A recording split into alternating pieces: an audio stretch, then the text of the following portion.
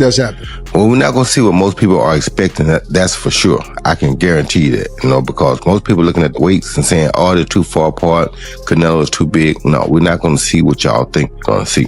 We're going to see a... Canelo, what did you think about the shove, that moment that happened on stage? Now, I'm turning it on right now. Right? Yeah. Did it make you want to go harder for the 13? I don't know, but made me feel more excited. I love it. I'm gonna train so far. Roy Jones just finished working with Crawford, and based on what he witnessed, Canelo's getting knocked out. That's not some random claim, it's the conclusion of a legend who's watched Terence Crawford sparring, adjusting, punching, and moving up close. Jones noticed Crawford's added muscle and how it's impacted his abilities. But after watching the session, he confidently said Crawford's power and speed were real. He believes Crawford possesses every quality to knock Canelo out. Jones has seen it all, but something about Crawford felt different. No hesitation, he said the man is still improving. And that kind of progress from someone already pound for pound elite is terrifying. Jones wasn't bluffing, he saw something real and now believes Canelo can't survive it. And if anyone understands how to climb divisions and make history, it's Roy Jones Jr. On the streets, you and Canelo, what would it look like? Come on, man.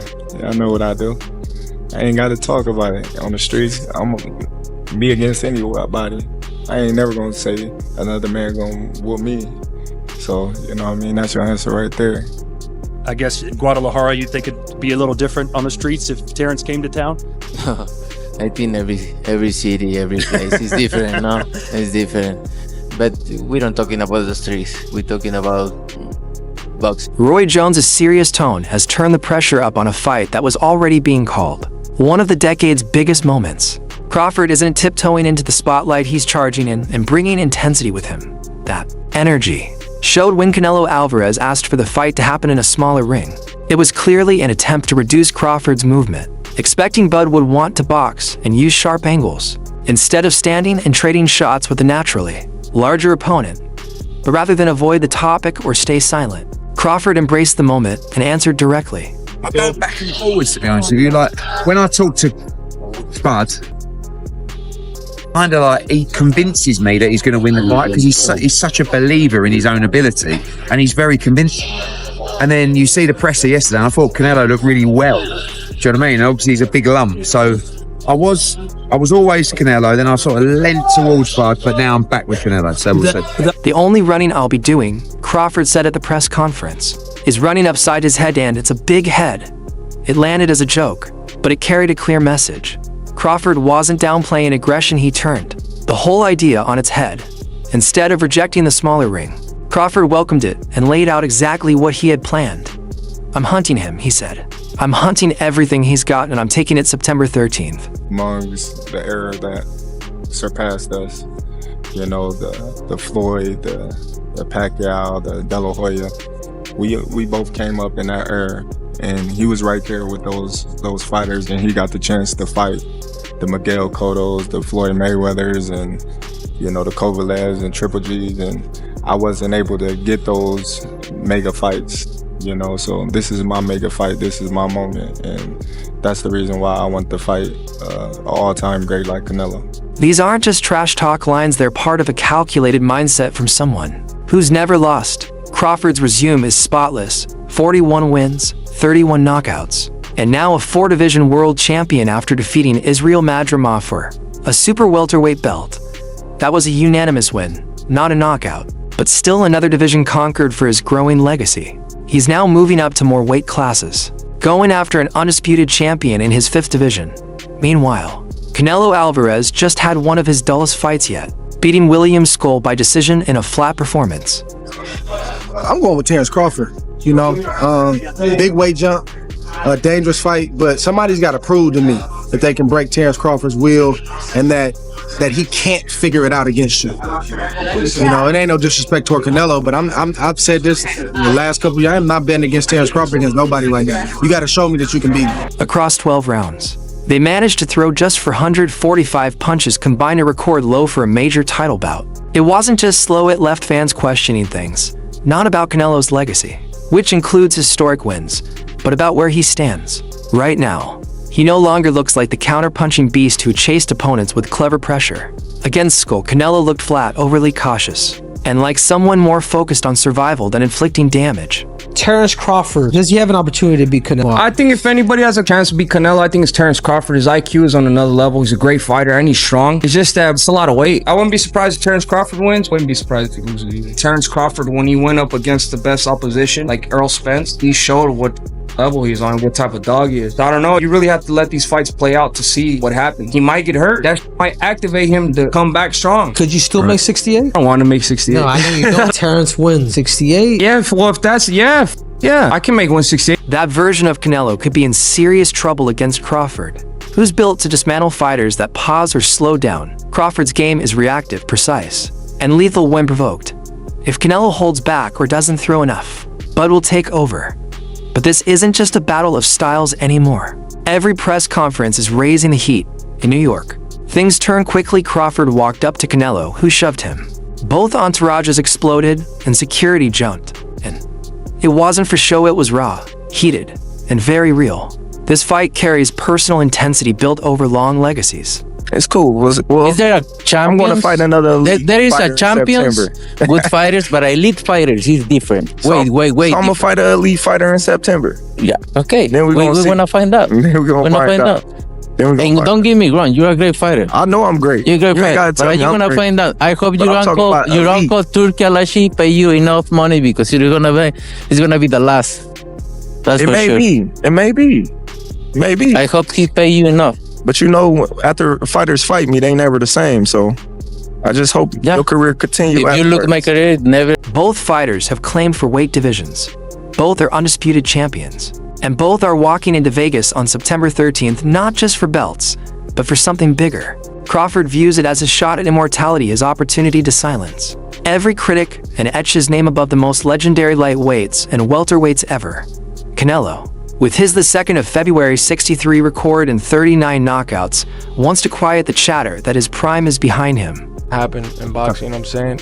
And Terence Crawford is a legend. He's great. He's a great fighter. The only thing I see that I favor Canelo is that, you know, is his weight. Yeah. And that he's more bigger. You know what I'm saying? That's the only thing. But as far as skill set wise, IQ, I feel like Crawford can match anybody and probably do way better. You know what I'm saying? But you know, Crawford is a legend, bro. Yeah. You know, and like I said, you can't count him out. You know what I'm saying? Bernard Hopkins, another boxing legend who once worked closely with Canelo during the Golden Boy Promotions days, didn't initially support this fight. At first, he called it reckless. "That's ridiculous," Hopkins said. "There's a reason weight classes exist." He even questioned why Crawford would want it and hinted that it could actually be dangerous for him. The others say, like, no, that's 2 more weight classes. Like, once he gets touched by Canelo, it's going to be different. I am concerned about him absorbing a Canelo punch, especially through the course of 12 rounds.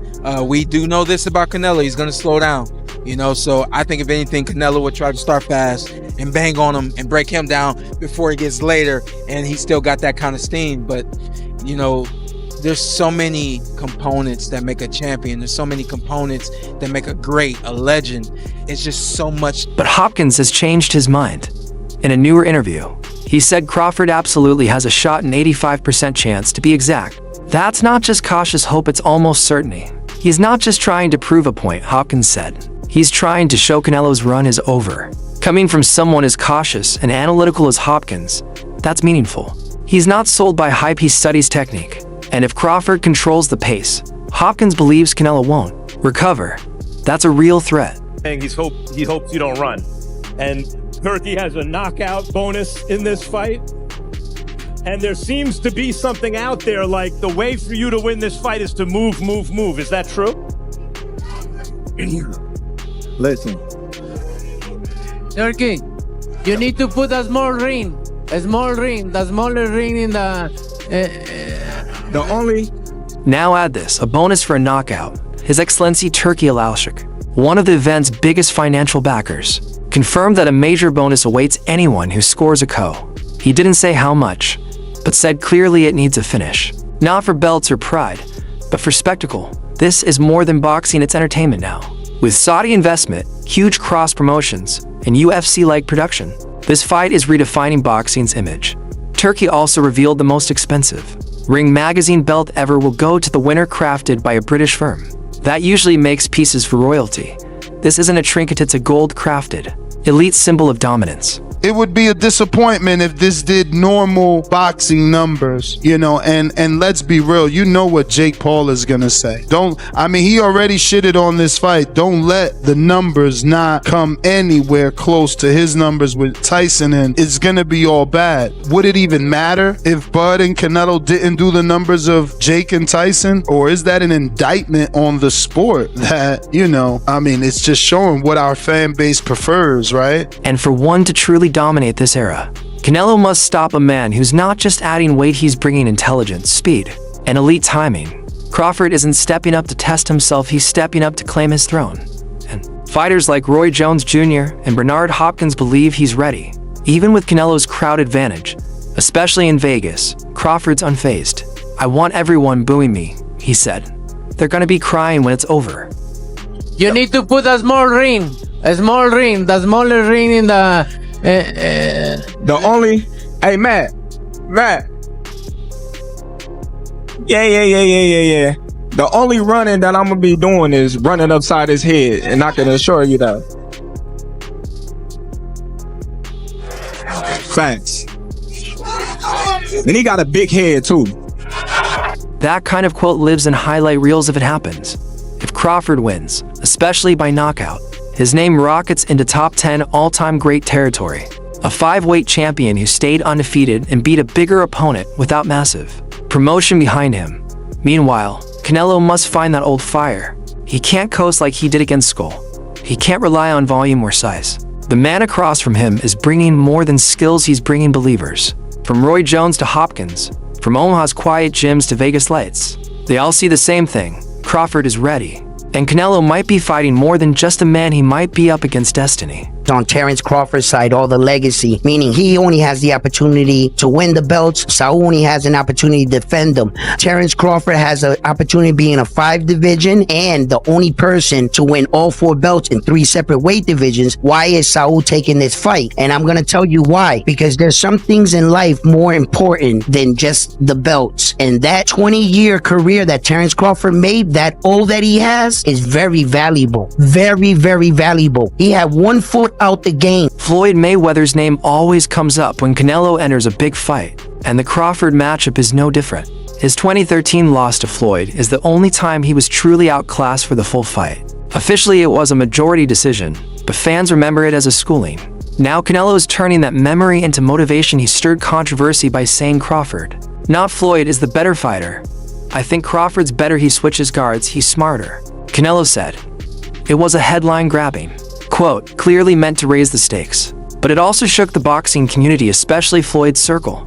If Canelo couldn't knock out Charlo, do you really think that he's gonna knock out Crawford? I would pick Terence Crawford to beat a Canelo Alvarez, even at 168. Everybody can call me crazy and whatever you want to say. I get it. Y'all didn't believe me when I told you about Spence, but trust me, Crawford will figure out a way. I know a secret y'all don't know, and I ain't gonna tell you why I would pick Terence Crawford, but it's part of the secret is the reason why I'm picking him to win the fight. So Jeff Mayweather, Floyd's uncle and longtime trainer, clapped back fast. He saw Canelo's praise of Crawford as a strategical way to boost his upcoming opponent, while softening the memory of that Floyd loss. Maybe Crawford's better, Jeff said, but it's convenient. You always say the guy you're fighting now is better than the guy who beat you. Jeff didn't stop there. When told Floyd was older and Canelo was young during their fight, he pushed back hard.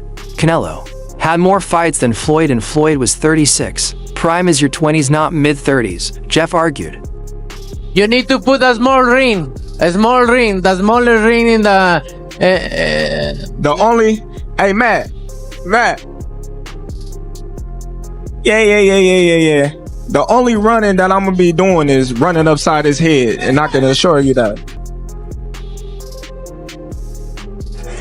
Facts.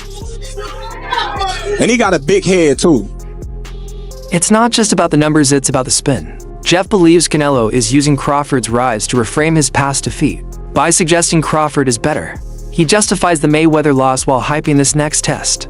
Of course, he's going to say that, Jeff said, It makes Crawford seem bigger and makes Canelo look better. But while the Mayweather-Crawford comparison spices things up, what really matters is Crawford himself. He's undefeated, a master tactician, and incredibly adaptable, something even top trainers fear. His coach, Brian Bomac McIntyre, isn't worried about Mayweather talk or ring size. On September 13th, none of it will matter. I say before, he's a great fighter. But if you look at his career, mention one elite fighter. Just mention me one elite fighter. So Poster wasn't elite? Who?